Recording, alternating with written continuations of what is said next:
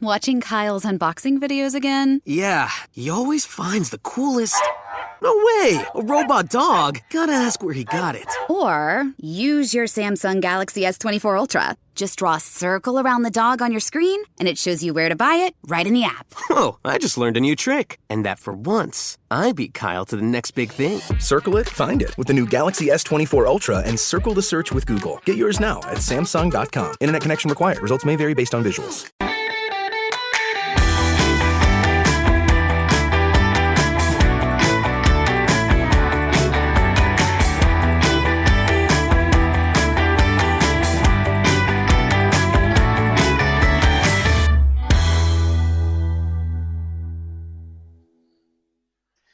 Hello and welcome back to the It's Only a Game podcast.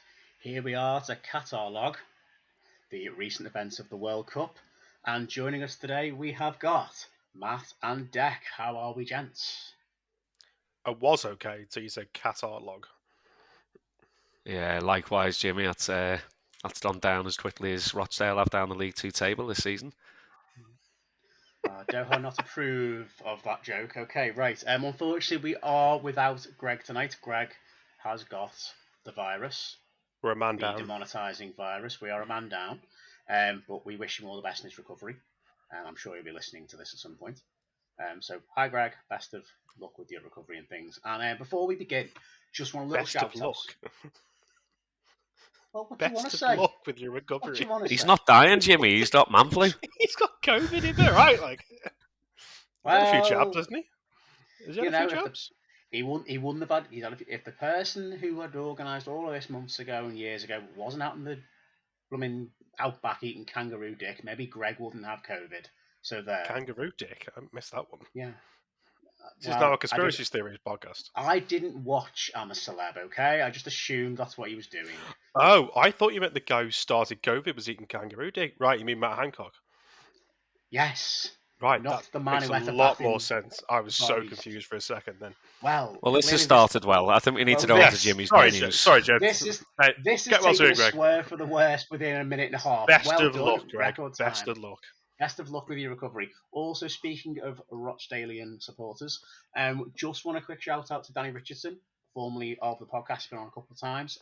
Always welcome back on, of course. So congratulations to him and his wife over in Oman, who have recently had their first child. So a huge congratulations to them.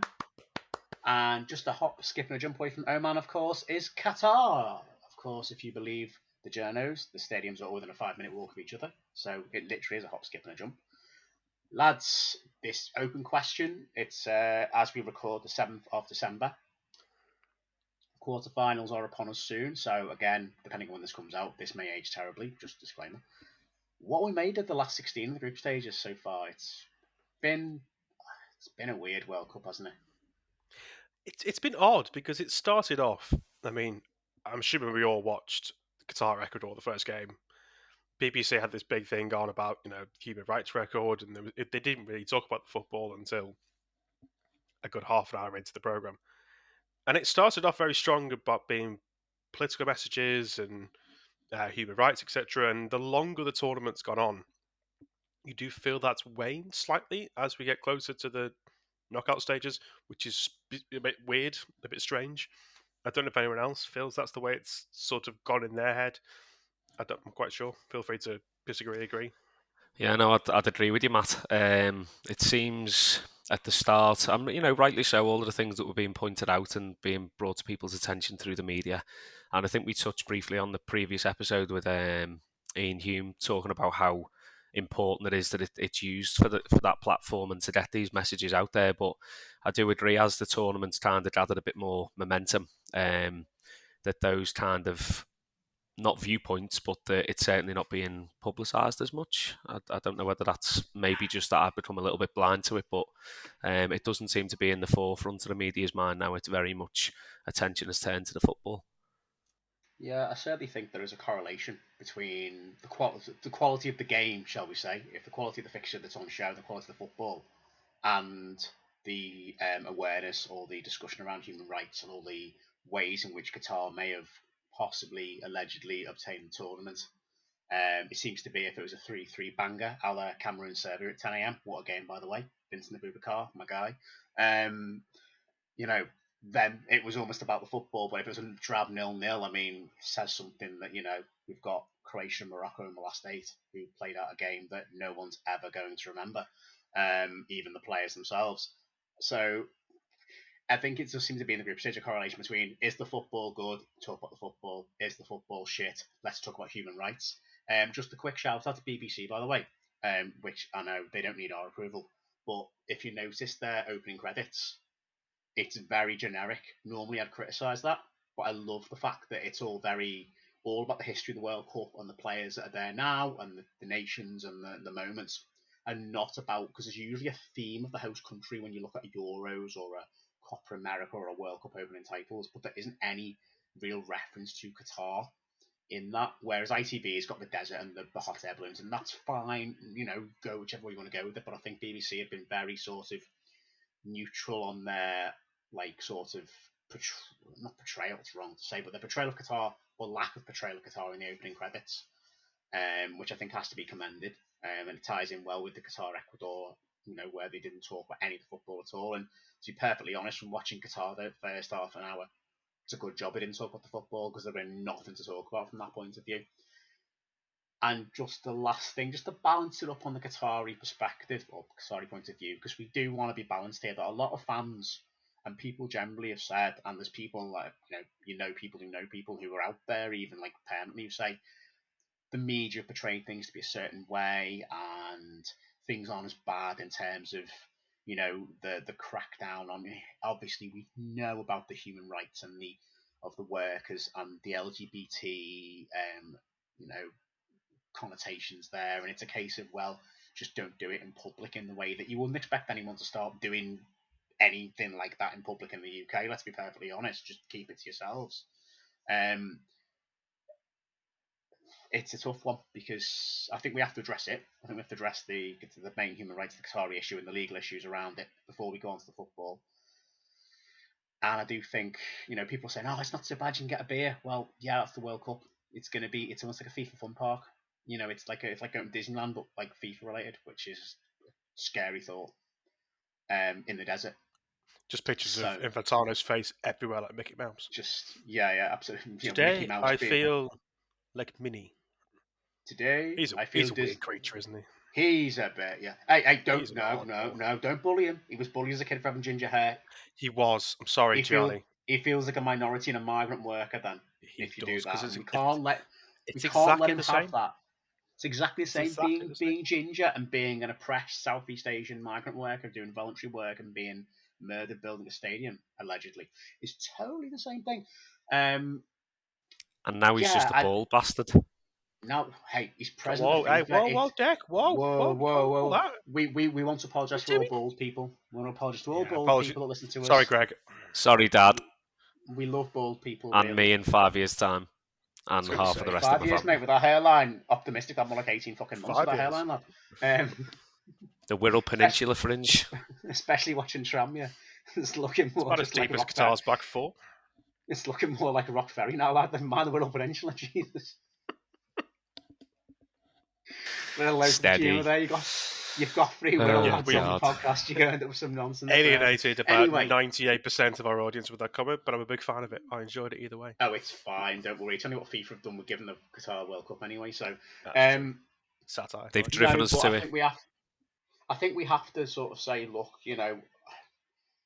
I'd be intrigued to go out to Qatar myself at some point just to see what it's really like.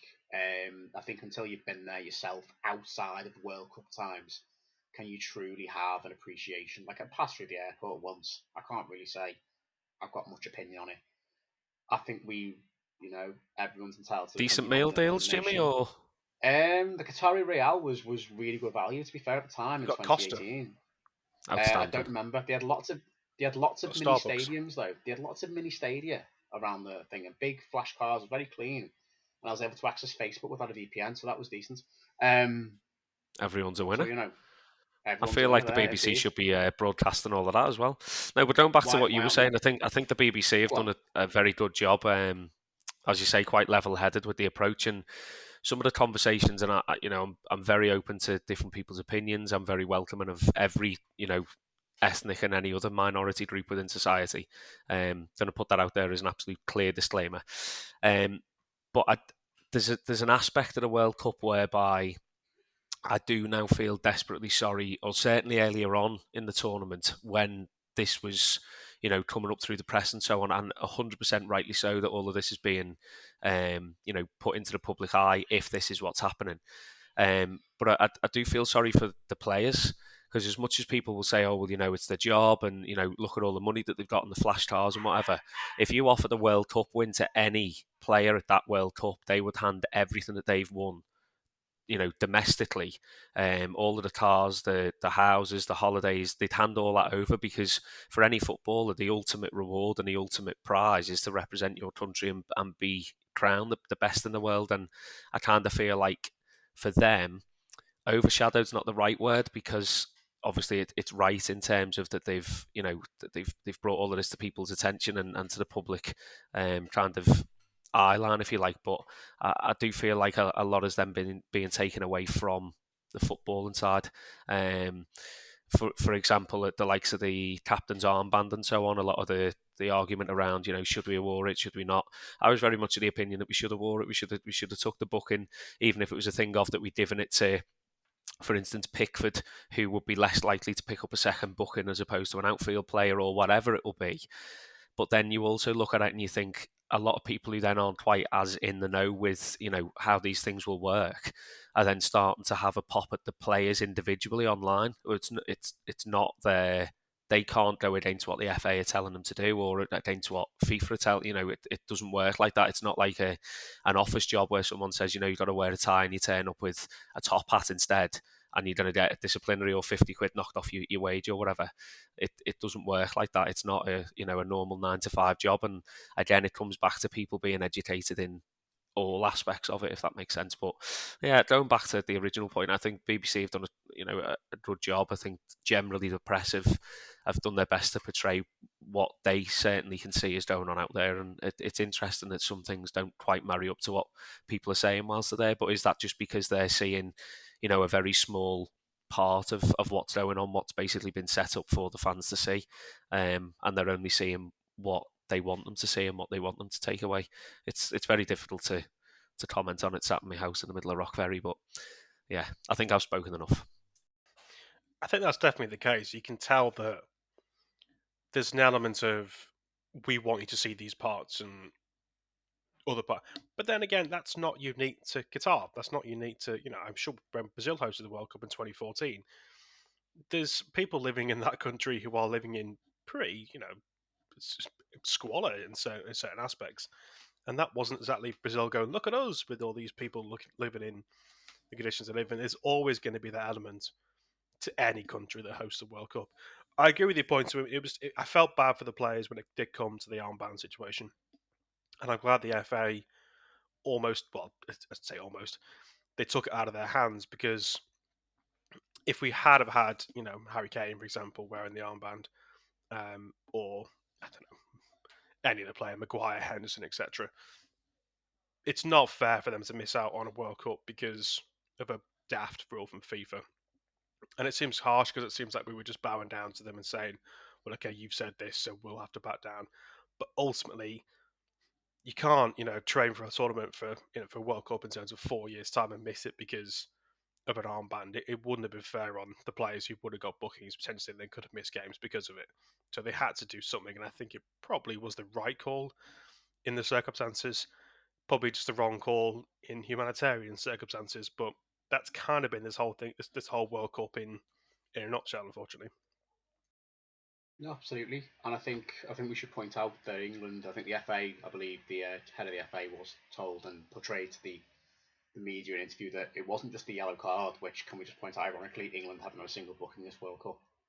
So if we had worn that armband, it may have been the only booking. No one would have had this World Cup so far. Bit weird. But they were told it was always going to be unlimited sanctions outside of that as well. Now, we don't know what that means. I don't think the FA necessarily knew what that meant. I think FIFA just said there will be other unlimited sanctions. It could have meant being banned from qualifying for the 2026 World Cup. It could have meant, we don't know, I'm being hypothetical here.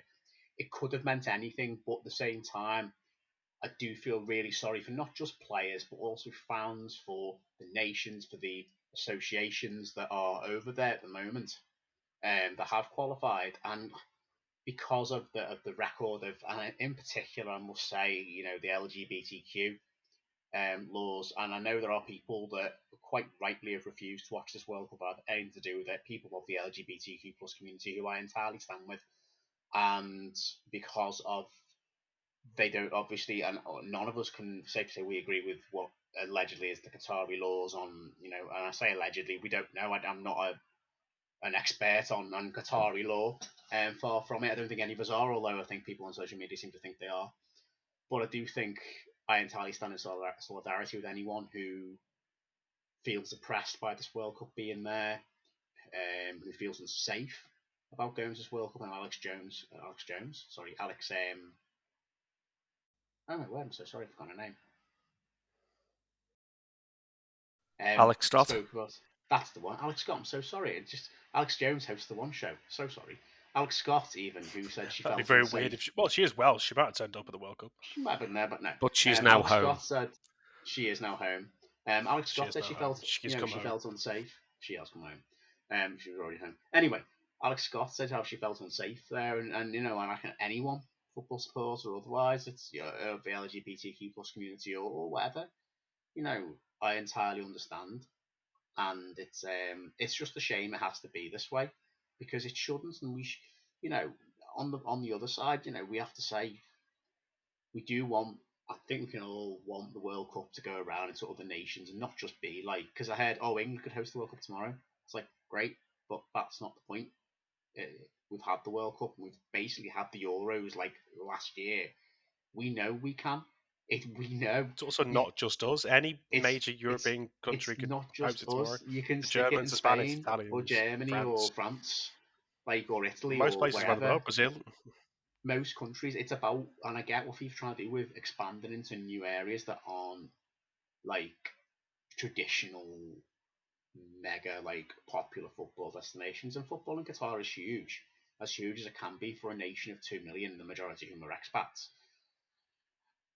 But there's a way, and if the tournament's been built on a lot of U-turns, a lot of going back on, what happens to the air-conditioned stadia, what happens to being a Summer World Cup, what happens to this, there's all kinds of stuff, that I can't even go into now, and that's my problem. It's not so much that it's in the Middle East, it's not so much that it's even in the winter, it's the amount of lies and the amount of corruption has been built on.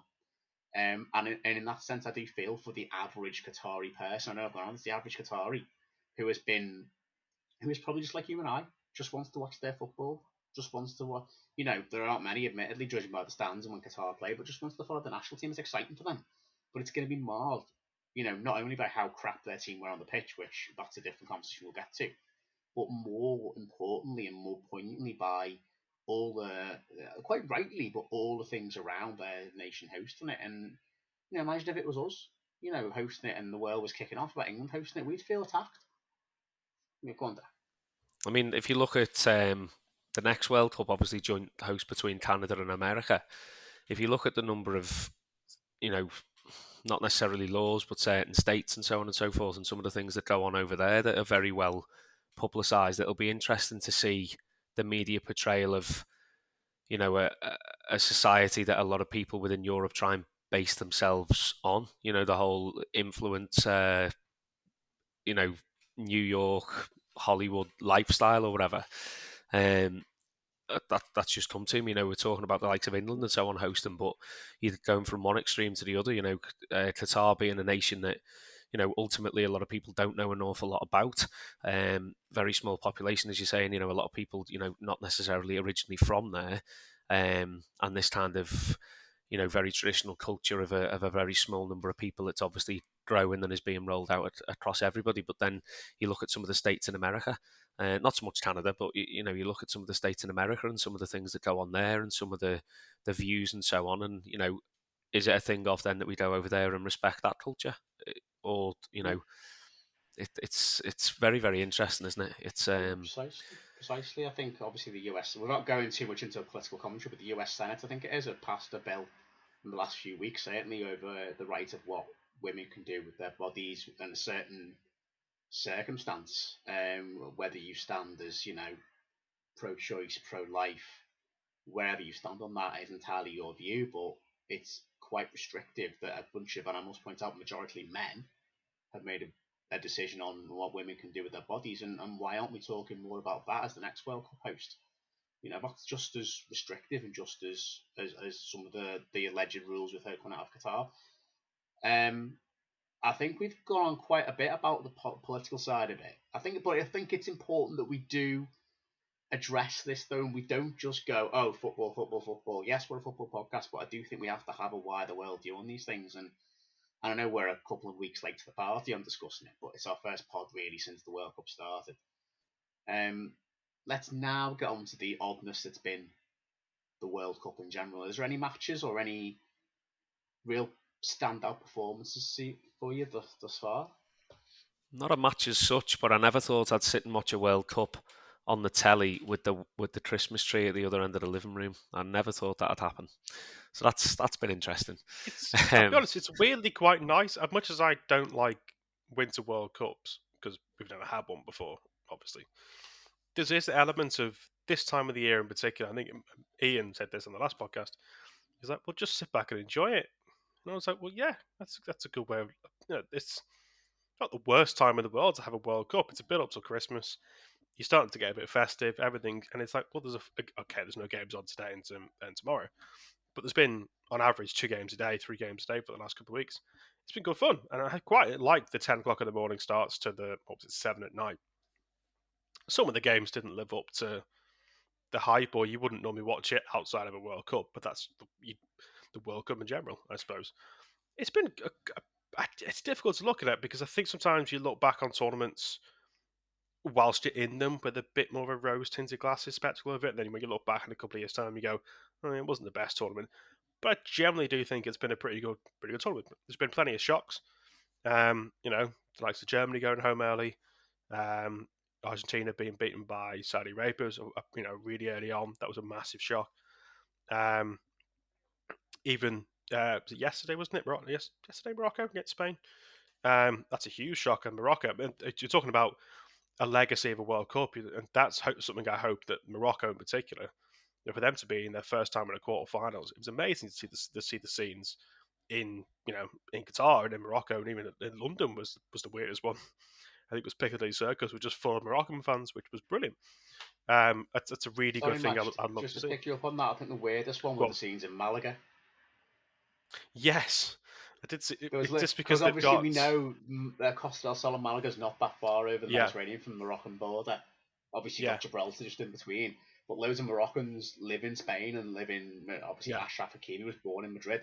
But in Malaga, there was whole Moroccan street parties, and it was just like in the middle of a Spanish city, which I thought was hilarious. It's brilliant.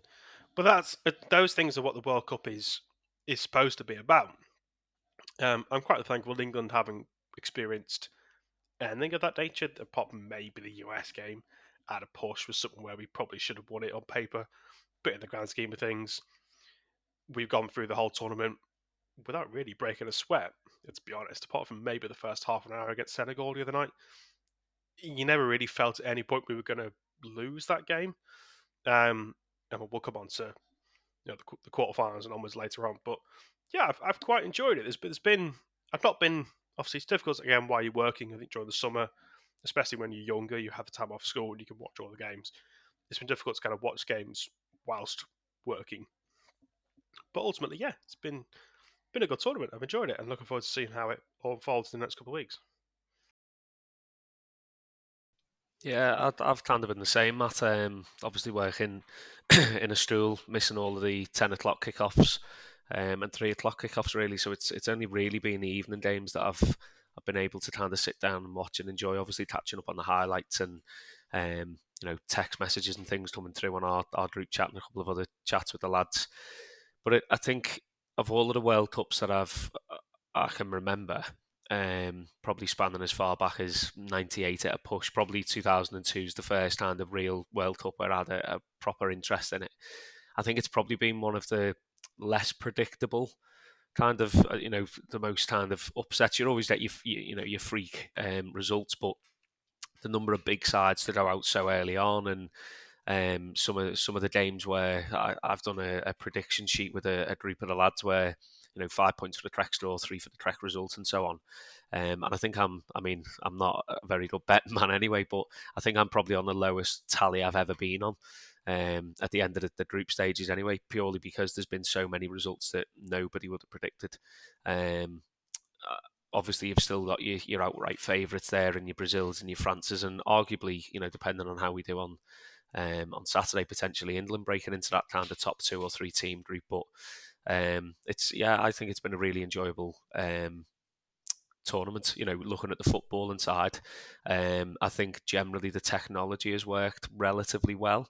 There's been a couple of things, where there's been, bloody 40 minutes added time and so on, but actually, if that's the route that we're going to go down, where technology removes any kind of human error and kind of eliminates that from the game, then yeah, arguably it's worked quite well. Obviously, we had the Japan incident where did the ball cross the line, did it not cross the line, but knocked the Germans out. Does it really matter? Absolutely, and calm as a bitch, isn't it? Was it 12 years since Lampard, hit the 12 ball? 12 years since I think it was Bloemfontein. Well over the line. Yeah. To be fair, did we watch that in Greece? We watched that in Greece. I think, to be fair, we'd have lost. We were getting battered that day anyway. We were getting. We had Matthew Upson playing. You scored. I know. That's how bad we were. I tell you who didn't score that day. Frank Lampard. Well, no, he didn't. Well, he did, but he didn't. Well, it went over the line. He did. What's he up to these days, I wonder? Not doing much these days. No. Just pottering around Merseyside, isn't he? Likes the view, I've heard.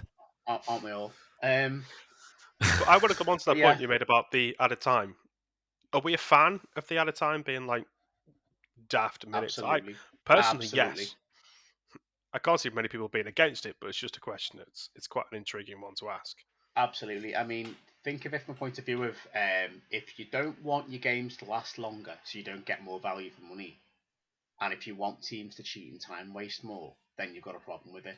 But for example, like Dec and I, obviously Matt I know as well, when you go to a game itself, the amount of times you get annoyed at the opposition, I know every team does it, the amount of time you get annoyed at particularly the opposition, whoever it may be, for time wasting or cheating in the last 10 minutes. Imagine though, all of a sudden the ball goes, we've got 15 minutes added on. What? Okay, you've got longer to get a goal back. Okay, for bloody freezing in the height of winter, but it's exciting. Got another quarter of the game to go, and also you paid 20 quid. That's made your money stretch so much further because you've all of a sudden got an extra quarter of the game to watch. But I mean, I've paid for 90 minutes football all season, Jimmy, and I'm yet to find 90 minutes of football. But 100% back your point, and it eliminates that whole, the pressure on the ref for that. 89th minute booking for time wasting, even though they've been doing it since the 20th minute, it takes that away. And it's just a very simple principle. I maintain we should. I'd also quite like the thing of, where the ball has to go dead. So at the end of the added on time, if the ball is still in play, bar a team being fouled, so the ball has to be knocked out of play. I'd quite like that to come in as well. Similar to rugby kind of stuff. It's mad. Yeah, because then you have to be switched on. Whistle goes and it's yeah. So I think this came from, there was a stat, wasn't there? Was it the Premier League? I think it was last season, that the ball was in play in an average game for 55 minutes. I remember reading somewhere. And you do think, that's a long time to not have I know obviously the ball could go out of play and that kind of stuff. But yeah, that's a mad stat. And I'm glad to see. It's been odd the first few games when you were like, it's a guess game of how long it's going to be added on this time. But yeah, I've been good to see. It's quite interesting when you get to the 90th minute and you go, but is this the 90th minute? It did also put into context how bad the England-USA game was, when I think the added time in combined across both halves was 3 minutes. It shows how terrible that game of football was. You couldn't find any more time to add on. 14 minutes added on to certain things. Exactly. Okay, it's been in the case of concussions or substitutions or what was it in the first? Was it the Qatar keeper? In the first, was it the Iranian keeper won it? Iranian keeper. That was naughty, that, to be fair. And that was bad because he should have gone straight off. He didn't die. He took a goal kick. They take him off. He's concussed. Bizarre. It's not that 2022. We have concussion protocols. They're in place for a reason. But on the stats side of things, and I'll move on to like the way the World Cup's going to head and what's happening in the actual football as such. But what do you make as well about the possession stats in the way they've been newly formatted? Because I mean, I love a personal stat that Japan had 17.8% of possession against the Spanish and won. Now, obviously, in the past we've gone, oh, it's the lowest recorded, of any World Cup game. Well, we don't know if another team in the past may have actually technically had lower than that. But because the way possession stats were done in the past, where it had to add up to 100%, but now it's factoring the ball in transition or ball out of play and everything else in there, I think it's a much more accurate read and gives you a much more accurate flow of the game rather than just this is your share of 100, this is your share. The ball being dead, it was almost the ball being in transitions taken out of it. Yeah, because it eliminates the, as you were saying there, like teams with who can just manage a game. Because effectively, if the ball is out of play and it's your throw in, you're in possession of that ball, but the ball isn't actually on the field. So it can't just be a thing of out of 45 minutes we had the ball for 28 minutes, therefore we're on 68% possession or whatever it'll be. Yeah, it's a bit of a mad one to get your head around, but it does make more sense. To be honest, there's been nothing at the World Cup really where I've kind of looked at it and thought that makes no sense at all. It all does make sense, but obviously it's just a lot of change. When you were just talking about stats and data there, then Jimmy, I had a flashback to a staff meeting at an unnamed primary school, and you made a very famous quote about pie charts. That just came into my head anyway. Football's not about pie charts, but staff meetings are, or something like that. It's not about pie charts, it's about pies. There you go. It's about pies. Can you buy pies in the stadium in Qatar? Possibly. Probably not. Possibly. We know you can't buy alcohol, but you might be able to buy a pie. I don't know. Anyone that's out in Qatar at the moment, let us know. Can you buy a pie in Qatar? That's all we want to know, really. Good night, everyone. No. So, yeah, the group stage happened, and obviously we saw the Germans go over the the Belgians waffle their way out of any sense out of the group stage. With one of the shittest hits in the tournament, I may add. With flames on it up the side, and it just looks like your dad absolutely disgusting. It looked like, those shirts that, well, I say kids, probably like my generation used to wear to a school disco with the flames up the front. That's all it stank off, that and far too much gel in your hair. Absolutely disgusting. School disco / American Pie kind of. Yeah. Spring break. Drain pipe, jeans, and a pair of total 90s Astros. Yeah. I know nothing about that. I still wear them, lad. I still wear them. Jimmy's Christmas night out outfit sorted there. No, you don't know about that. That's something different entirely. Let's not go there though. That's too hot for podcasting. Yeah, I mean the group stages was, as we know, very odd. I mean, my view is it was one of those. It started off slow. We had a load of 0-0s. Then it got to match day 3. Then boom, every match day 3. And I love, obviously, for legitimate reasons, why they played both games at the same time. Because obviously we had the disgrace of Heehon in 1982 with West Germany, Austria. But let's not go into that now. That was a long time ago. Those last fixtures were something else, weren't they? The drama. The fact that at one point it was coming down to yellow cards as to who went through. And all that. Oh, those last fixtures were just chef's kiss. They were. I'm pretty sure it was just mental. For me, the World Cup so far peaked for that 3-minute period where both the Germans and the Spanish, were both going out because Costa Rica took the lead against Germany. And can we specify, by the way, that was probably about 15 minutes. It just seems to have got shorter and shorter every time someone mentions it. Well, I think the Germans scored pretty quickly afterwards, but it was definitely no more than 15 minutes. But what a 15 minutes it was, where everyone was going. It was life. It might happen. It might happen. It was Kieran Trippier in the last World Cup. It was that levels of peakness. But yeah, they're always going to get those in the last group games.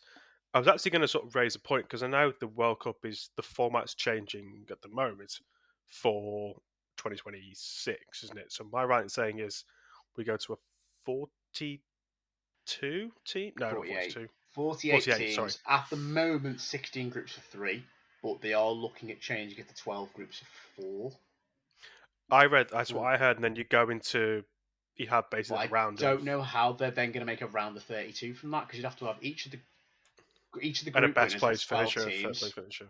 Oh, don't bring in the best place, third place finishers. I hate that. Could be that you end up going, or top 2 go through if it's in groups of 4, and then they go into groups, something like that. I think or it's the top I two. don't know. The top two go through to make 24 teams, plus the best 8 third places out of the 12 groups, which basically means I don't know. I mean, the group format, I think 4 in a group works better than 3 in a group for starters, because 100%, it's absolutely. so much better to have 4 teams in a group than 2, possibly 3 go through, rather than 3 teams in a group. You play 2 games, and then, for example, if I'm wearing a Jamaica shirt now, just for reference, if Jamaica qualify for the next World Cup, which is not impossible, seeing as we've got 3 CONCACAF nations hosting, and Jamaica probably one of the 3 best North American nations that haven't qualified, so not impossible they're going to be there. They could go to the US, Canada, Mexico, play 2 games against rank average sides, and then bugger off home again. What's the point of that? At least get 3 games out the tournament. At least make it, and as Yeah. well, everyone plays everyone, and it's going to be games. That thing of simultaneous fixtures. In the last group game, if you have 3 teams in a group, what's the chances you might have potential dodginess and match fixing going on again? If 2 teams play each other in the last game when they've both played another nation, they might know the exact permutations they need to get through in order to knock the other lot out. What's to say there won't be collusion there? So if you're going to expand it, I mean, I think it's proven so far that as much as I hate just littering the World Cup with new teams, and I think 32 works perfectly, we are seeing a closing of the gap between the European and South American nations and the rest of the world in terms of quality, in terms of the fact that certain players are choosing now to represent nations of their heritage, or they're being born in lesser developed footballing nations and move into a France or England, but choosing to represent an African or an Asian country. I think it's brilliant that we're getting that, and that more nations should get that chance. But also, 48 teams, is that just not too many?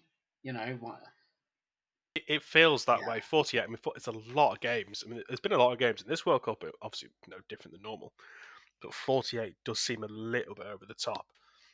I think it's going to be like 80 I odd think I'd games have or to buy a something. second telly, gents. Yeah. I think I need more than 2. That's my only issue with it. the 64 games at this World Cup, I think at the moment, you'd get 64 games out of just the group stage in the new format as things stand. I think. I could be wrong. That shows you how many games Well, are I going to think be. that's the worry, is that the World Cup would then start to wear a bit thin by like week 3, because you're not at the group stages by the time you've got to the end.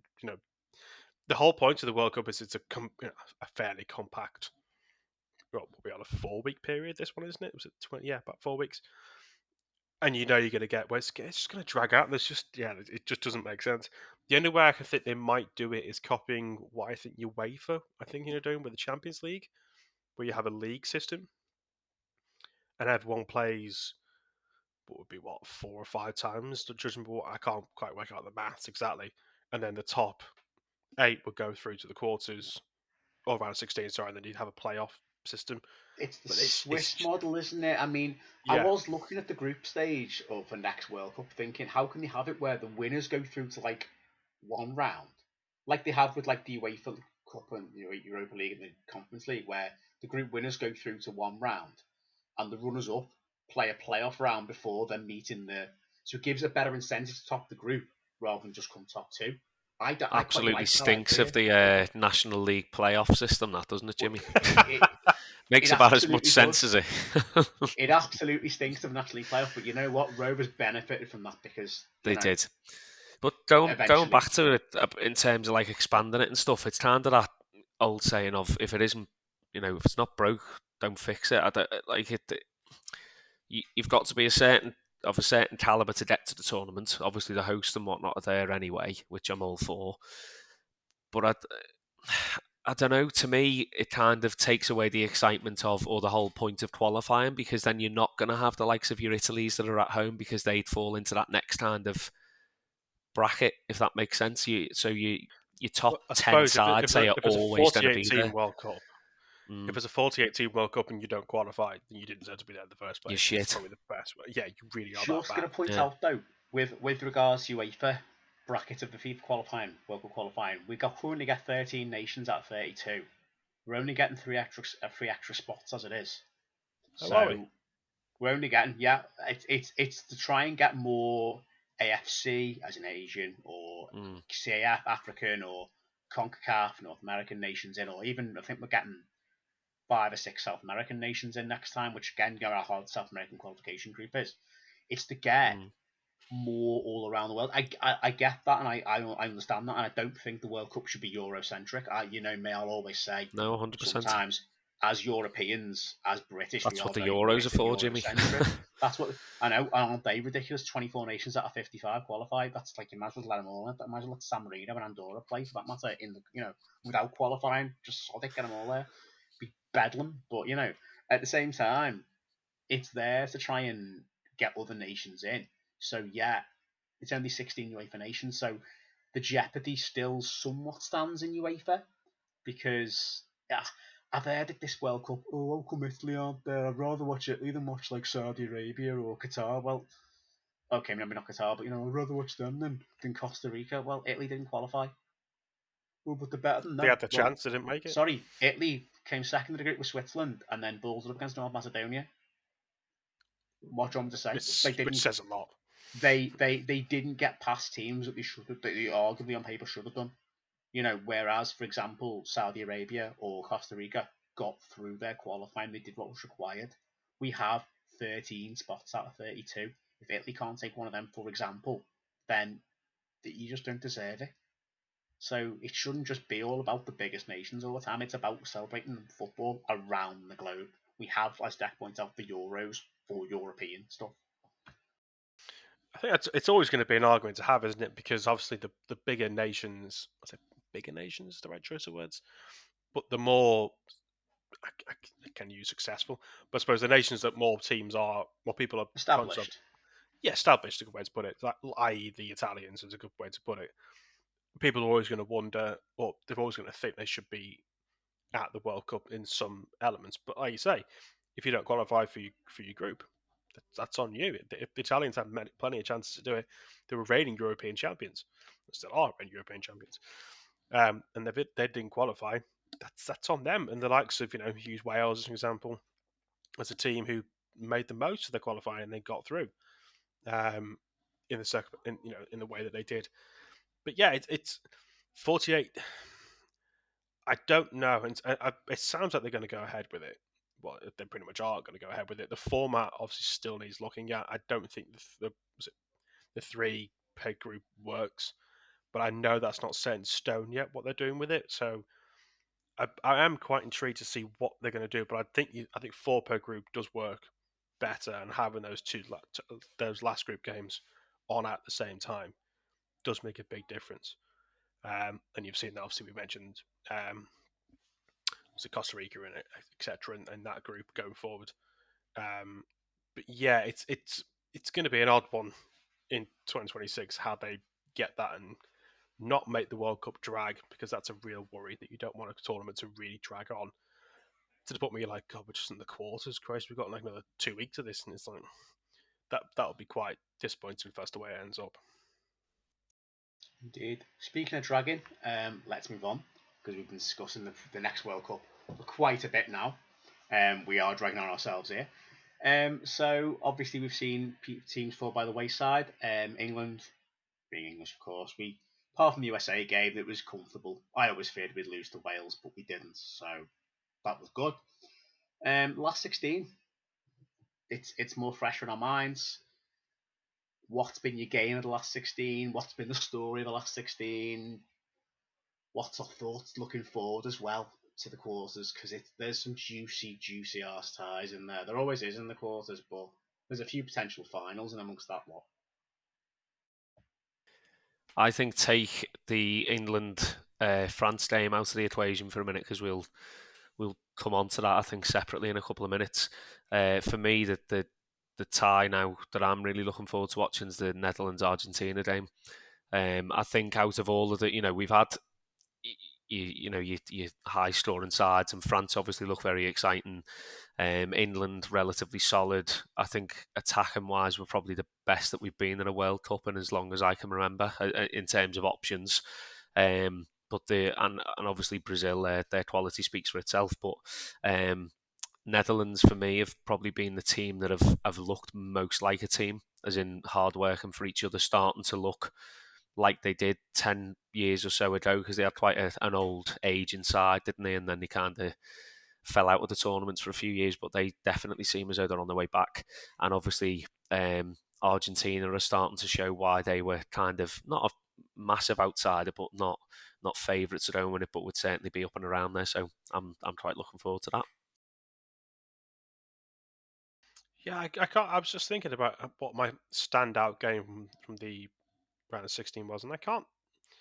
Nothing really springs to mind. I suppose Morocco against Spain was interesting, mainly just because of the result, but I don't think the game itself was particularly a classic. So I don't think there has been many games in this, and I think it's difficult to get that in knockout football because again, teams obviously don't want to lose first unless you're chasing your game. Brazil looked quality. I'm happy as an Everton fan to see Richarlison doing well, as much as it pains me to watch him do so well, because it kind of justifies everything that Everton fans have been saying about him for a couple of years, which is the guy is quality. You can see it. Stick him, with Neymar, etc., and he is something else. I did thoroughly enjoy the performance of his name's completely escaped me from the Portugal game last night. You're talking The about guy got the hat trick.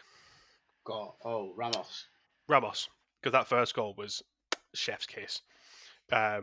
More funny as well to see them all chatting for Ronaldo. He comes on, it's a big scream, he scores, and it's offside. Found that quite funny as well. Just personally.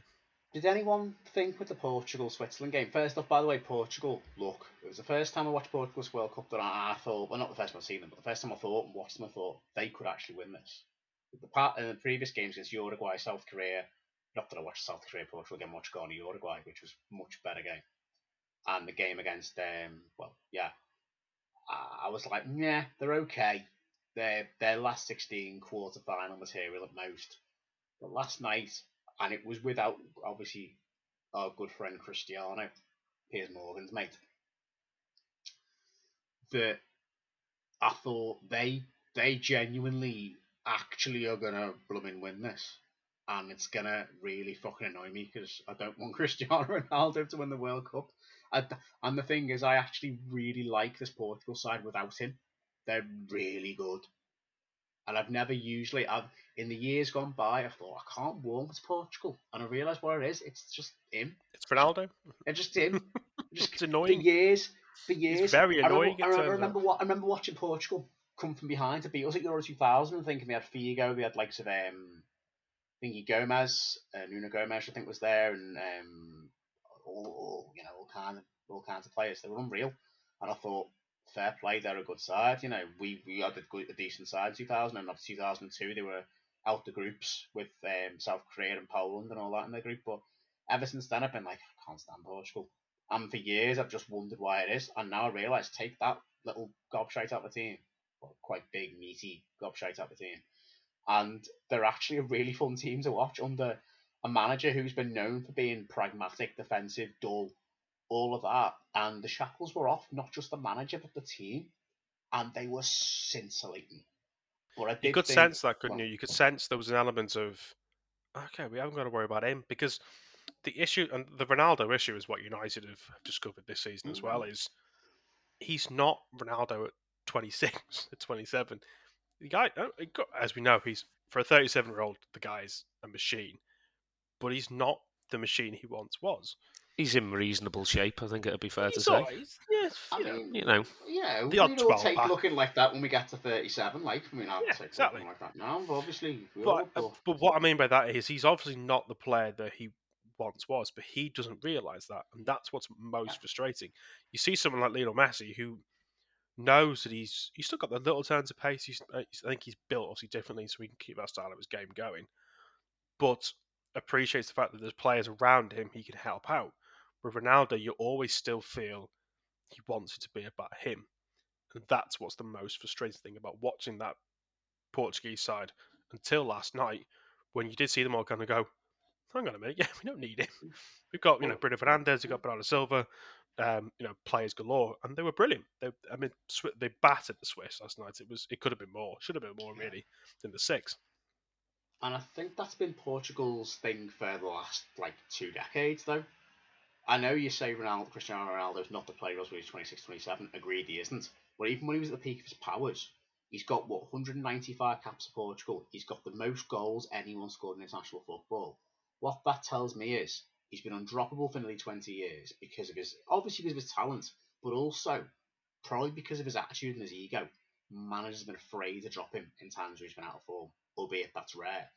And everything's gone through him for about 20 years at that country. And we all know, no matter how good one player is, you can't have everything go through one player. It's telling that the only time Portugal had any success, they won the Euro 2016 final with Adair. He went off in that 10 minutes. He went off and was literally being assistant manager for the rest of the game. Now, that isn't looked into enough for me, because it goes to show that rather than trying to play everything through one man, as they quite evidently have been doing because he's the star man, and I think that's been Argentina's issue with Messi, and I do fear it could be, for example, Norway's problem with Haaland, although they've got Odegaard, and it remains to be seen with, obviously it's different with Mbappe because he's got the talent around him at his level, let's be honest. And it goes to show that their problem for years, no matter how good Ronaldo's been, is that it's not so much that his powers are waning. It's more that they've been afraid to not utilise him at every opportunity because of his attitude and his ego. Very talented individual, undoubtedly. But Cristiano Ronaldo, I should point out, plays only for Cristiano Ronaldo. Not for Portugal, not for Real Madrid, not for Manchester United, not for Al Nassr in Saudi Arabia. He plays for himself, and that is it. And for Piers Morgan. Remember that. And can we clarify, he plays for himself and not with himself? I had to get the words the right way around there. I wasn't even going to think that, but he probably does play with himself in the mirror, let's be honest. He probably does it. Yeah, I'm going to say he probably does it looking at himself as well. Yeah, absolutely. Wishing that he looked like one of the three of us, the poor bastard. I mean, if he's looking at one of us, I don't know which one. I am terrified. Terrified. I beg to worry which one. Going back to the World Cup for a second. Let's move on, just for a second. Out of the last 8. Messing with himself. Yeah. Going back to obviously the last 8 that are in now. Again, it's the first World Cup in a long time that I can think of that out of the last 8, there's 6 feasible winners there. That if someone said tomorrow, I'm going to go and put £20 on Z team going to win, you wouldn't outright go, you're a nutter. Obviously, for me, take Croatia and Morocco out of the mix, and I genuinely think any of those 6 sides that are left on their day, obviously with a little bit of luck on the side as you need to win any tournament, I genuinely think any of those other 6 have the potential and the squad depth and the ability to outwit anyone else. I've said on record quite a few times now, if England win on Saturday, if England can get past France, which I believe is the hardest fixture now, out of those, you remain in 8. If England go through, I think England have a real shot at winning it. Obviously, Brazil are a very, very tricky side, but they do seem to be not predictable. But I think if you're relatively solid defensively, they've shown that they can concede the goal.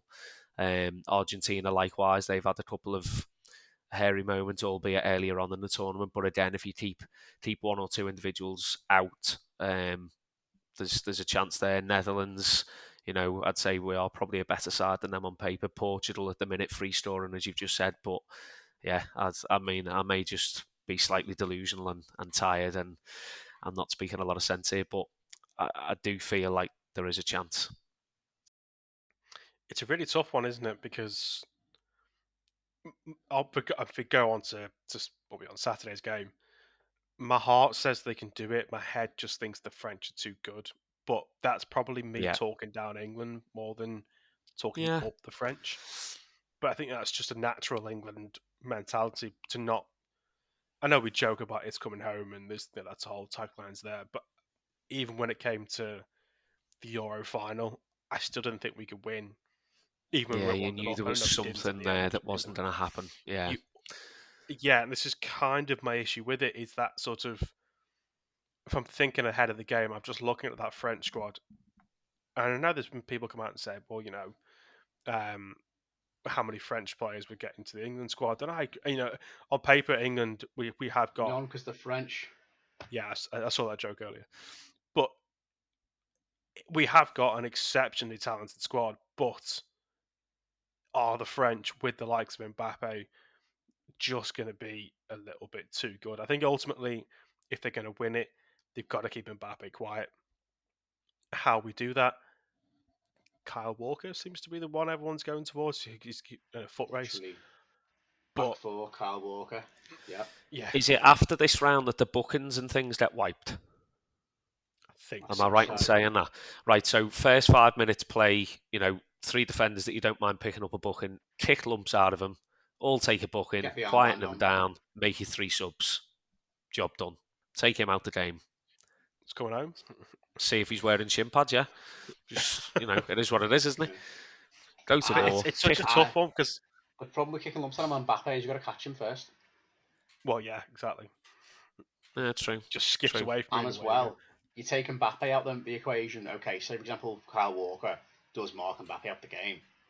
Does that stop Giroud from holding the ball, Dembele and Griezmann from coming in from wide or from deep? Yeah. Does that stop even someone like an Adrian Rabiot bombing up and doing something? I know they haven't got Pogba, they haven't got Kante, they haven't got who's the other lad? I've completely forgotten his name. I have a mind blank. Bellingham. They haven't got Bellingham. They haven't got Bellingham, admittedly, no. I can't remember the French lad now. They haven't got. Anyway, yeah, but they've still got quality all around the pitch. They've got a back four that rivals anyone's. I think for me, France and Brazil are two that stand out. I know it's boring. Like the favourites, the absolute final boss of any World Cup, Brazil, invariably. The first name you always put down. Who's won the World Cup? Even the non-football fans go Brazil because it's Brazil. We all know it. Yeah, it's what they do. And the current holders, it's not very inspiring, but I do think they're the top 2 favourites for a reason in that they have shown, even though they've leaked a few goals, quality. They've still shown going forward they look like they've got so much depth, which I suppose, but I on that, think we do. But have we just gone about our business quietly? Have we just gone about our business, not ever really, apart from maybe again the US game? 6-2 against Iran was quiet. No, but when I say quietly, I mean as in with no real fuss. They've got themselves, we're the top scorers in the tournament. They say everything's going forward. Has that just been the fact that we've had somewhat luck of the draw, or are we gradually building ourselves up to now we can hit the last 8? And that's I don't know. I'd be quite intrigued to see how the likes of the French, the Brazilians, those countries look at us, because they must look at we're a squad full of talent. Jude Bellingham has been one of the players of the tournament. He's been brilliant. I mean, he's out there on about 30 million quid onto his asking price in this past couple of weeks alone. I don't know. I think again from an England side of things, we're very good at talking ourselves down and talking other countries up, and that obviously comes off history. And I fully appreciate that's justifiable. But are we better than we think we are? Is the best way I can put it. I don't know. It's a really, really strange position to be in, and I really can't call Saturday. I think it will. I don't see it being a high scoring game. I think it will be tight. I can see it probably going to extra time potentially. I don't want to go to penalties for obvious reasons, but I really can't call it. I really don't know until I put what England side is going to turn up. Is it going to be the side that has just gone about the business really good in this tournament so far, or one that panics on a big stage? But then, if you look at our recent performances, well, a semi-final and a final in the last 2 major tournaments shows that the side haven't really panicked. Maybe the Croatia game in the semis in the World Cup last time, they should have done better with that one. But I don't know. I really cannot call who was going to win it, and I definitely can't call the game on Saturday. I can't really call many of the ties for the quarterfinals because there's, you would again logically you would say Morocco going to get beaten by the Portuguese, but then I'd have said the Spanish would have beaten them yesterday, and they didn't. So there's certainly another twist in there, isn't there? If you think there's been that many shock results and whatnot, I just can't see it being as simple as a France-Brazil final. I think there's another twist in there somewhere, but it's going to take something. I don't know, but I think what you were saying there, Matt. Yeah. There's going to be something unconventional, or a decision or whatever. But I do think there's another twist in the tail. But what you were saying there, Matt, about us kind of talking ourselves down. Of course, we've got a history of that. We've got the justification and the rhyme and reason to. But I think you're right. We've kind of to be quite honest, the whole tournament has been quiet or quieter. If you take out obviously your real football fans, of which we'd kind of consider ourselves, there's been a lot less people kind of jumping on the bandwagon of it, and it's not this, your traditional, right, it's the summer, it's the World Cup, everyone, let's get on it, street parties, beer gardens, etc. So, although people are obviously very much behind the England side, it's not been overly publicised, if that make in a way that I can remember any other World Cup. Obviously, it's been in Yeah. the media, but it's not been rammed down people's throats, and I think maybe that could have a positive effect in terms of maybe Yeah. there isn't as much pressure. We've got to a final in the last, say 12 months or 18 months or whatever. We've been there, we've done that. Obviously, we fell at the last hurdle in the most cruel way possible. And is it a case of, now that we have that experience under our belts, how many other teams can you think of, domestically, who failed and, within 12 months or so have come back and they've used that experience to really ignite them? I know obviously the Euros is a very different tournament to the World Cup and, pressure and so on. But they're kind of out there in this kind of alienated environment whereby the vast majority of us can only access it watching it on the telly or through social media. Is it going to be that World Cup that a lot of people didn't want anything to do with, or arguably said that we shouldn't have gone? Is it going to be this one that we actually do it? Because that would be a very England thing to do, wouldn't it, to Will be win the pretty World Cup apt, that a lot of wouldn't it? people don't want? Yeah. But Absolutely. I yeah, think on that point, because if you look at, if I use 2018 as an example, there was that real excitement. But again, the way we got to the semi-final in particular was quite a lot of drama. Okay, the Sweden game, not the Sweden game? Yeah, Sweden game, Sweden not game so the much. quarters, yeah.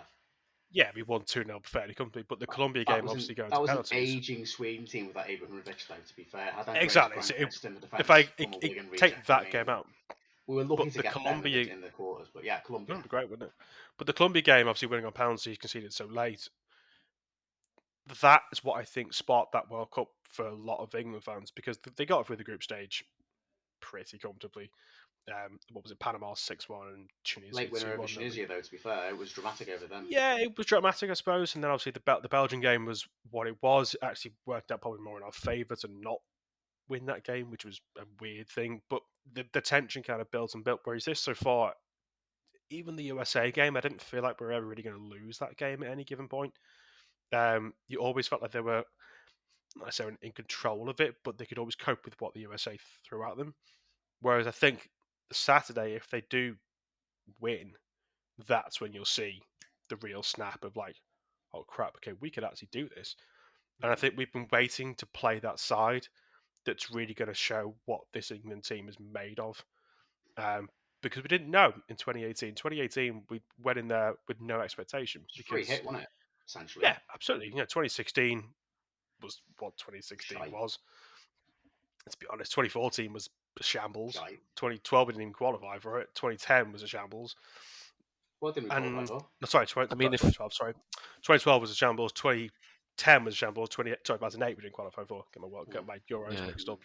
Whereas I think now there's that element of quiet expectation that we should get ourselves to the quarterfinals with no real worries, as we have done. But if you can beat the likes of the French, then yeah, why can't you go on and win it? Because they are one of the best teams in the tournament, and it's a big ask, but I think they can do it. I just don't know how the hell they go about doing it, but that's thankfully not up to me. I think we're, in a way, we've grown up with the the quote-unquote golden generation. The Beckham, Gerrard, Lampard, Rooney, Owen, Cole, Terry, Ferdinand, all that. Anyway, whereby before a ball was kicked, you'd have the newspapers with like, it's coming home, we're going to win the World Cup, we're going to Germany, we're going to Japan, we're going to insert host nation here to win the World Cup for about 8 years. That sort of Sven to Capello period, where as a nation the media made us genuinely believe we were going to win it, which for 6 months in advance, bandwagoners, because there are a lot of bandwagoners, in the same way that if it's like the rugby, we'll watch like the Rugby World Cup, but we wouldn't follow the club game week in, week out because we're not that massive fans. It's only the same thing, but bandwagoners will go, here, England might win this. This is going to be huge. We're going to win this. Great. And then you get a 0-0 against Algeria, and the whole place fucking fumes because the whole nation's been, hang on, this isn't the win we expected. Because, yes, we've been playing England down for years, but that's come from years and decades, if you will, of English arrogance. Going way back to 1950, where we thought we'd just tear up to Brazil and win against the US, and we lost. Not even entering a team in the early stages, because travel was difficult, obviously, but, thinking we were better than the rest of the Europe and the world, and we just weren't. And it has come from that sort of arrogance that we have had as a nation in the past, thinking we are just going to win this because we have really good players. And now we've kind of been humbled so many times that we're almost becoming like, kind of, we'll do ourselves down. And you know what? There's nothing wrong with that for me. The more we talk up France, the more we focus on France, the better for me, because I think it takes the focus and the pressure off of England, off of Southgate, off of the players, and they know that. They know. They're not daft. They're savvy enough to know that people will be talking up France back home here, including ourselves, and they'll go, okay, that's fine. And what I'd love to see, though, on Saturday night is for Deschamps and for Southgate to both go, right, we're going to play our way, you deal with it. Rather than, and England traditionally will react to whoever they're playing against, and I fear we may go quite negative against the French. And if we do that, and if we have a 30-minute like we did against Senegal at the beginning of the Senegalese game, they're going to pick us off. You're going to be 3 down already. We're going to be 3 down by half time. Yeah. I fear, because we they've got. We can't afford to do what we've done with a slow midfield, and we cannot be passing out from the back. Maguire can't be left to that is nothing from Maguire's game, but Maguire is not a ball playing centre half. Maguire is there as a battering ram. Use your head, get rid of it. That's all he needs to. And the same with Stones. I'd have Maguire damn near man mark Giroud and basically say, Harry, remember when you were 6 and they said if in doubt kick it out, just do that. Yeah. Ball or Giroud, kick either of them out. I'm not bothered. Just knock Giroud out because he looks like Ryland, apparently, or that banner in the Milan crowd where he looks like Ryland, which is hilarious. And I've seen Ryland on Twitter like, oh my god, for fuck's sake, I'm playing at the World Cup. I'd have Walker basically try and man mark, if you will. I'm not man mark because no zonal marking's all the rage these days, but get him on Mbappe, use his legs, and don't get me wrong, Matty Cash had a great game against Mbappe the other day, which is a sentence I never thought I'd say. He's a good fullback, but it's still a bit odd that Matty Cash plays for Poland. Anyway, he's massive over there as well. He's in like a Polish Christmas advert this year, which is amazing. And he's learning Polish, which is great. But anyway, he had a cracking game against Mbappe. Mbappe still scored 2. You can have an amazing game against Kylian Mbappe, and he is that good. He is that good. And the same goes for any world-class talent. You can have a cracking game against them. Doesn't mean you stop them. Walker's going to have the game of his life. And he dealt with Mbappe quite well for when City had played PSG in the Champions League. Don't get me wrong, he's done all right there. It's whether he can isolate him out wide. And then because we have got the players that can stop him and maintain. Jordan Henderson, don't get me wrong, it's rare you're going to hear anyone talk up a Liverpool player on this podcast. But Jordan Henderson, to his credit, is what we kind of need in midfield. Because every successful team needs, and this is going to sound horrible, but every team needs that water carrying player. We never had it under Sven when we tried Gerrard and Lampard in the middle. They both bombed forward. Now, you leave Henderson to break up the play, distribute, be a captain at the back, organise the team, keep them in shape, and let Bellingham and Rice do their thing. Don't forget he scored in the night as well. He's going to chip it. And took it very well as well. It has to be said. Fair, if you're on the 91st minute relying on a goal, you're not thinking Jordan Henderson's your man, are you? I mean, he's going to come up with some goals, but he's not going to be. He's not. But let Bellingham and Rice, who have been really impressive. You watch Saturday, 93rd minute, we need a winner, and Henderson will pop up with a goal. Go on. Great. You've heard it here first. If Henderson scores the winner against France, Jimmy's getting his name tattooed on his left arse cheek. Yeah, I'll pay for it. Absolutely not getting the word Jordan tattooed on his arse cheek. Because I'll just Henderson then. People. Okay. Hendo was here 2K22. If it's Jordan, they're going to think it's a Katie Price tattoo. If it's Henderson, they're going to think it's a Muppets tattoo. I don't know what's worse. And if it's Hendo, they're going to think it's some kind of fucking Hendo I've been on. So, all in all, not happening. Plus, going back to what you were saying, Jimmy, about us taking our game. Right, so us taking our game to the opposition is exactly what we have to do. As you're saying, if we sit back and try and first 10, 15 minutes adapt to how France are playing, we will already be behind. And that's the case now for 6 of those remaining 8 teams. If you play any of them, there's a reason that they've got to where they have. Likewise, there's a reason we've got to as far as we have. And I think, although we had a relatively easy group, arguably one of the easier groups at the World Cup, the 3 fixtures have allowed Southgate to kind of experiment with 3 completely different systems. The Iran game was kind of a bit of a warm-up drill, really, for the front line. The American game was kind of a hard-fought tussle, little end product, but it was kind of a little bit more of a midfield battle. And then obviously you had the Welsh game, which was a fairly evenly contested game, bar a spell of 20 minutes, and that showed for me that England are capable of creating something not out of nothing, but to kind of go from looking on the verge of conceding to going and scoring 3 goals in the space of like 10 minutes, and that's what quality sides do. We know that domestically and internationally. Yeah, exactly. Exactly. We went from we went playing poorly. We started off actually. That was probably the first game where they went at a team for the first. I messaged on the group didn't I and said, first 15 minutes we played well here, and then it was kind of like the curse of the commentator, and we did absolutely nothing else. And then all of a sudden, just that little burst, and that ultimately is what France will do against us if we give them the chance. So we've got to take our game, and I think, to be quite honest, I mean, Southgate's questioned with some of his decisions and so on, but I think at the World Cup so far, everything he's made and changed and done whatever has worked, and hopefully he's got a plan up his sleeve for Saturday. I'd like to say that Jack Grealish has got something to say in that game. I think he's kind of, I don't know, is it his time to step up and be beyond is it wrong to call him a fringe player? Because he's not, he's not the first name down on the team sheet when he comes on. Yeah, he runs at people, but is it his time to just that little moment of magic or a bullet from the edge of the box that we know he's got in him? Is it his time? I don't know. Is it a game for Phil Foden as well? Is it yeah, his likewise. Moment? Yeah. I think unlucky enough to start in the first 2, maybe 3 games, Phil Foden, whatever it was. I scored against the Welsh, so yeah, first 2 games were Mason Mount, bless him, didn't really set the world alight as much as I think he would like to have done. But it's a tough one such a tough one to call that I cannot call it Saturday.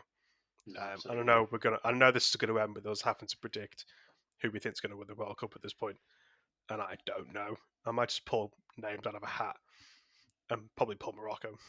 It'll somehow be awarded to Qatar somehow.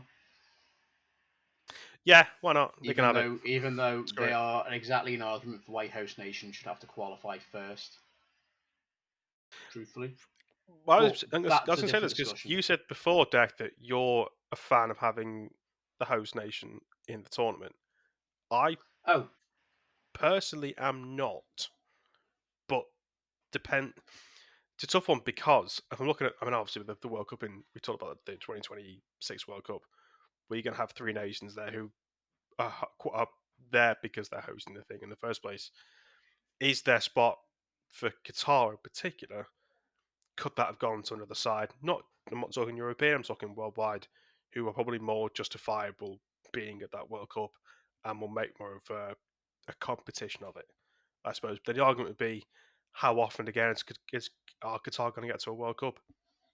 Potentially never again. If they do, it might be the odd one. Is it good to have who they can bribe next, I suppose? Well, exactly. Are we allowed to say that? Harry Kane just did. Next one. We just did. No, let me clarify. Sorry, Matt. Let me clarify my point on that, though, with the Qatar hosting and playing. I've got no issue with the host nation automatically being there. I just think when awarding it to a nation, they should have already qualified on their own merits for one of the previous 5 World Cups at that time. That gives them 20 years before it's even been awarded. So in theory, Qatar could have played. That. This was awarded in 2010. Qatar could have played at Italian 90 and had nothing until 2022, but they still would have qualified for a World Cup in the past. The UAE qualified in 1990. Or I based mean, on the I don't. FIFA rankings, for instance, like they have to be I within mean, the top 50 FIFA the ranked top teams or 50 whatever, or whatever, something or like I that. don't know. I think most Um, of them are, but because I that could just think it's a potentially then be joke. rigged in terms of if you know that you're hosting a tournament, right? Well, then actually we've got to play Germany in a friendly or Yeah, whatever to gain, we're gonna stat pad friendlies against like San Marino and the British Virgin Islands to try and get our ranking up or something. I don't know. I mean, I think we could play for the British Virgin Islands lads if we were actually virgins, but that's not the point. But I think Speak for I just yourself. all right. I think you need a different podcast, mate. I think you need to go on True Geordie's podcast of that kind of discussion. Anyway, so Why I? It's a true Geordie. okay, you've We'll insulted talk. all our Newcastle listeners. Well done. We won't talk about him. All two of them. Um, so, but yeah, I just think there needs to be you need to qualify for because bear in mind Qatar were the first nation to qualify to host the World Cup, having not qualified since Italy in 1934. That was the second ever World Cup, Yeah. and the previous World Not Cup great was start, is it? 1930, where Europeans largely couldn't get to South America because it's a fucking niche back in 1930. You only had France, Romania, Yugoslavia, and Belgium in the first World Cup from Europe. So, and obviously Italy had Mussolini in charge and all kinds of dodginess around that. So circumstances are kind of similar. But I just think it was a joke that they were given it without any football heritage. And I hate that phrase, football heritage, because it's what we would consider to be football heritage now is like stuff that I remember like yesterday. But regardless, um, I'm all for growing the game, but at least having qualify on their own merit so they're competitive when it comes to group. Because I think truthfully, that's the issue, isn't it? mm, It's not having the nations hosting it qualifying it automatically. It's having them in the World Cup and having them able to be. I can't speak today, my Christ. Having them able to make a count to themselves where they're at least all right. They might not get out the group, but really, any given because point, because they could target anyone a game. the only other nation that ever only other host nation that ever failed to get out the group stage, was South Africa in 2010. Now, to be fair, South Africa qualified for the 98 and 2002 World Cups of their own accord. And think about it, right? What moments have Qatar given this World Cup as a team? Their one Exactly. goal was a consolation against Ecuador, Senegal, one of them. I don't remember which game they Senegal. scored in. Oh, I think Senegal, it of was course. Senegal, wasn't it? Senegal, because they were in the first game. Whereas we all remember Shabalala's goal for South Africa, the opening goal of the tournament. Again, okay, they drew against Mexico, and then I think they lost to Uruguay and beat France. But they still put a decent showing. You don't have to get through the group to put up a decent show. But we all remember Shabalala. We all remember a goal for South Africa, a goal for all Africa. We remember the dance and the vuvuzelas, rightly or wrongly. Qatar, they didn't have any fans. It was like Wheelston Raider. They had no fans, but they had a shitload of grounds, Got no which fans. one of which is getting dismantled because it's made of shipping containers. But it's just weird. But on that tangent, going back to the England-France thing, I know Dec mentioned before about the way England tried out different styles building up to this game. Well, I'd argue France likewise. If you look at the way their fixtures have gone, they went one down to the Australians, 1-4-1, but that shows them how to deal with adversity. Going one behind, because I think it must be said that at no point have England been behind at this tournament. We've only conceded 2 goals, one of which was a dodgy ass penalty in the last minute, which again, my issue with VAR and penalty decisions this tournament have been horrific. And the other one was Harry Maguire not marking Mediterranean, so we knew that was going to happen. So how are England going to cope if they go one behind? We know the French did it against the Australians. They've scored a last-minute winner against the Danes in the group stage. They lost their reserves, lost to Tunisia, but at the same time, Deschamps will probably say, a bit like Chiche for Brazil when they lost to Cameroon, hold on to this feeling when you've lost the group game. You're through. Hold on to this feeling. You don't want to feel this again. Whereas, I suppose the closest we've got is that frustrating 0-0, which we could have lost to the US, where I hope Southgate did say to the lads, hold on to this sensation. Hold on to this because you don't want to feel this again this tournament. And then obviously Poland came out and played really well against France first half. Second half, France battered them. But first half, thought Poland could have been ahead. And I think France had to deal with all different kind of adversaries tactically and in terms of the way the story of the game's gone. And I'm not sure if we have.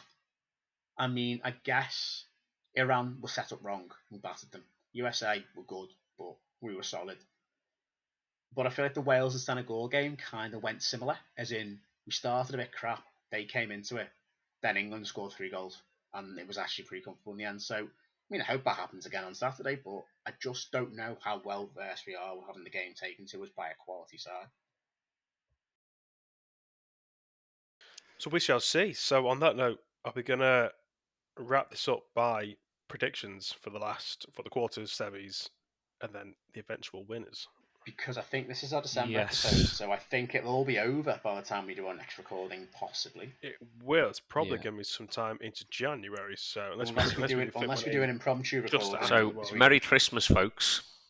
Yeah, Merry Christmas. Have a happy New Year and happy Hanukkah.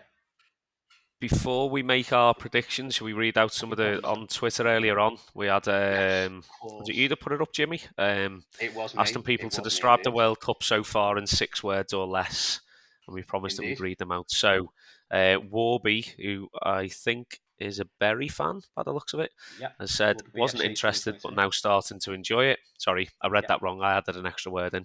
Wasn't interested but now enjoying it. The point of it. 6 words or less. Fool's Rush, who is a Swindon Town vlogs, Swindon Town fan. Just quite simply, it's coming home. No, I've had 2 that I can't read out. Sorry, listeners. It's coming home because it was in capitals. When you say can't read out, what reasoning can't you read out? You can't read. Yeah, I can't. Well, I've proven my point there. One of them was something to do with not enough babe cams in the stadium. Something along those lines. And I'm not going to go near. I've shared the other one in the group chat, so you can enjoy that later on. And the final one. Sorry, somebody's a massive fan of that Croatian model who wears the big checkered red and white suit. Let's put it that way. One of Dec's mates. Yeah. Yeah. Oh, right. Yes. Yeah. He's a huge. So we're not going to go there. So shout out to Dec's mate. And the last one that I've got is from Phil, and he has quite simply put, never rule out the Germans. So I think that sums the World Cup up, doesn't it? Quite nicely. Right, on to the predictions, gents. I still expect them to make the final, even though they're not even there anymore. They're still going to beat us on penalties. Probably. They'll still find a way. Somehow they'll do it. But they'll all be German-born French shirts. Yeah. Right, predictions. Are we just going outright winners, or prediction for the game Saturday and then outright winner? Predict the last 8. Okay. And then see where we go from there. Right, so I'll go then. England to beat France 2-1. Portugal. Scorelines too. Well, Christ, no, I won't do scores for all of the others, just for the England one. So England to win 2-1 on Saturday. England will face Portugal then in the semis, and then on the other side, I'm going to put it out there: Netherlands to beat Argentina, Brazil to beat Croatia, and then I'm gonna go with an England-Brazil final. That's my prediction, and I'm going to be hated here, and I'm going to say Brazil will beat us. Brazil. I can well see that happening. Back the boys. I'm 100% backing them, but I'm also a realist, and I've watched a lot of crap football in my life to be slightly pessimistic. But there you go. On to you, Jimmy or Matt. I'll do mine next. Okay, I'm going to go slightly more different than you. I'm going to say Argentina are going to beat the Netherlands. I think Brazil will beat Croatia.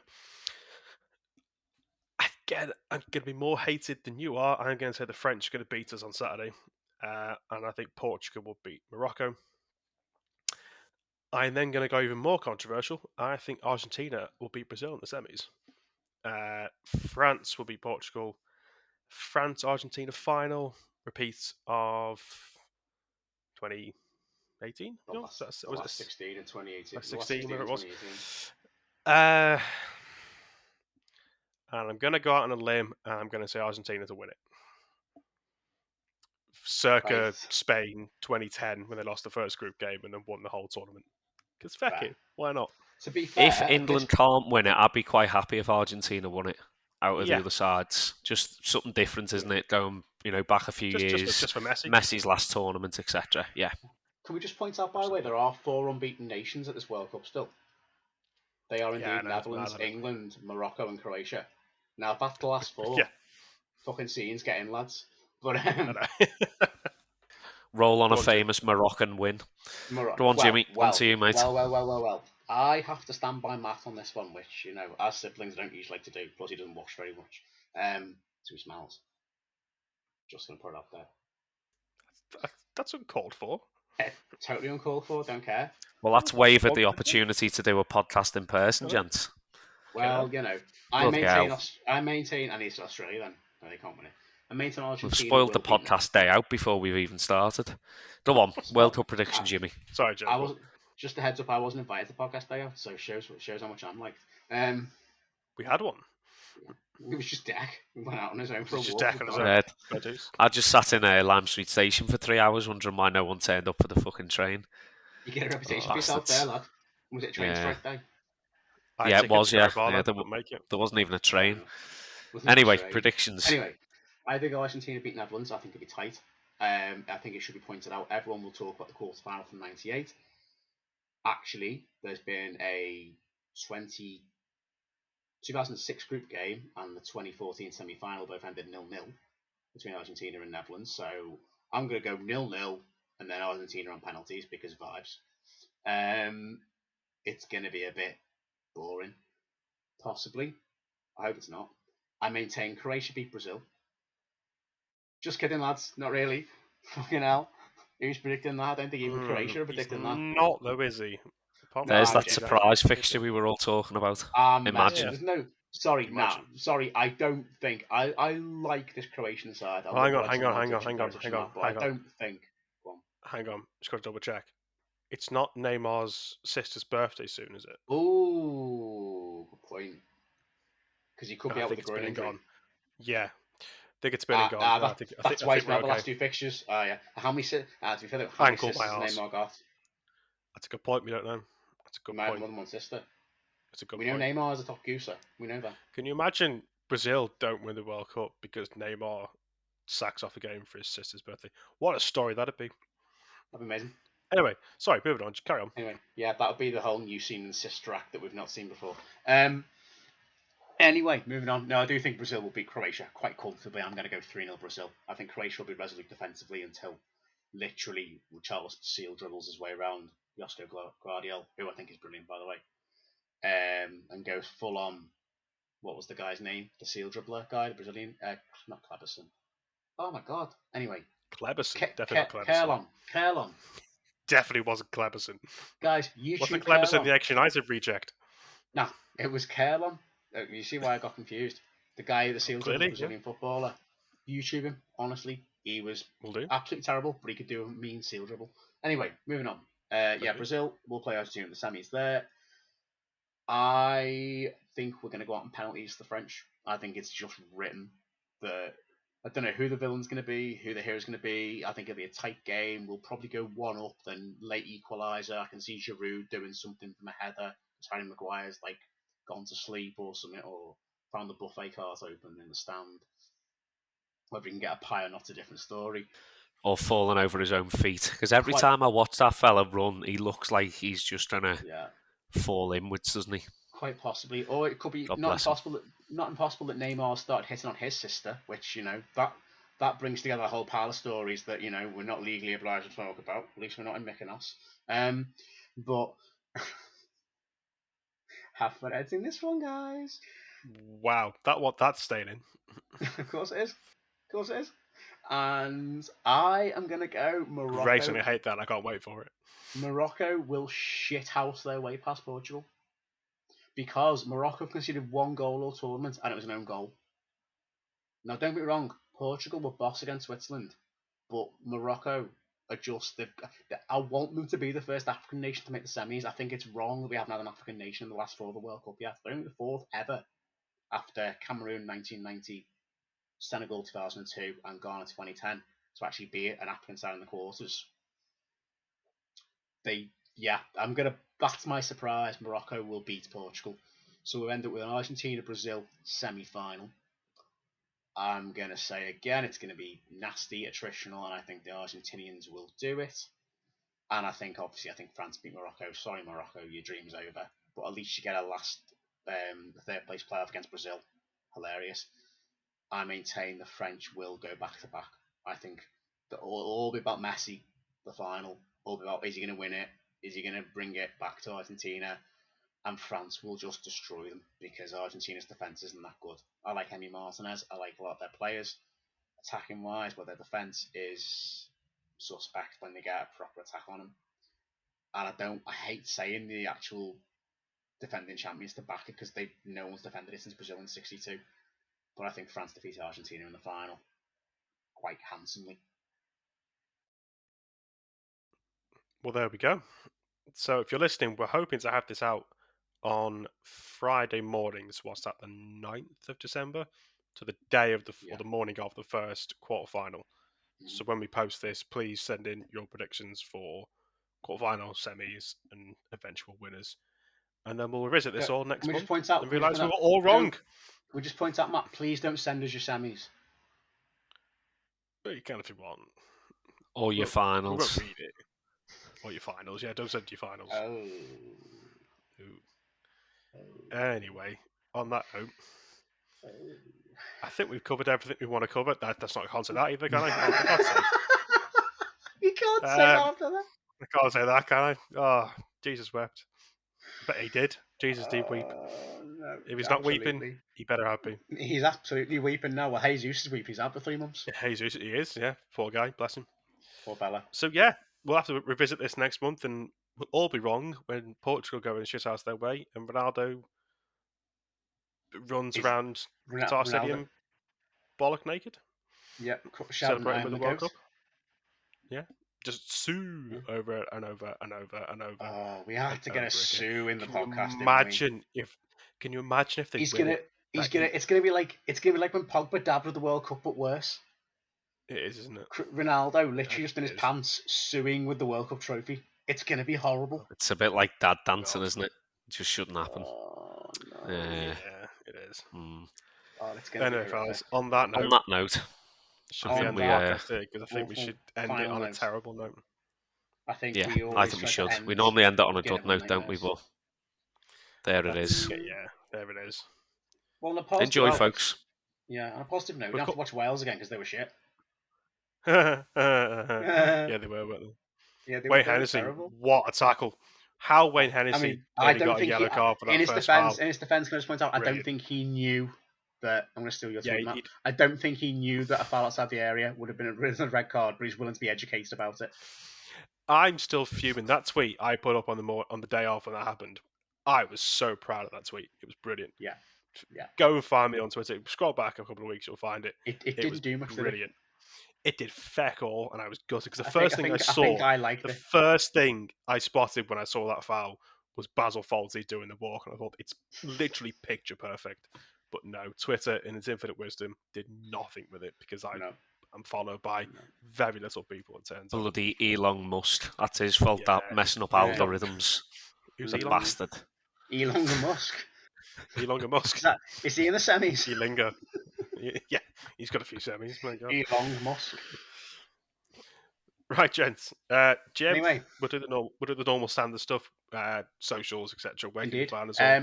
Where can you find us? If you're still here after an hour and 40 minutes. Yeah, if you really want, you're going to edit this down to less than that, but still, if you're still here after all this time, first of all, congratulations. Secondly, we don't give out prizes. If you, after all this, still want to find us on social media, then God help you get help. But also, you can just find us, just type in It's Only a Game on Facebook, Twitter, Instagram. You can listen to us on Spotify, on Apple Music, on podcasts even, and all of the good platforms, and even the shit ones, I think. So that is us for now. Thank you very, very much for joining us today. Wherever you are, remember, despite all the World Cup talk, despite all the politics, what is it, lads? It's only a game. A game. Yeah, that went well. Night, gents. Right, cheers, see you, everyone. Take care. Till next time. Bye-bye.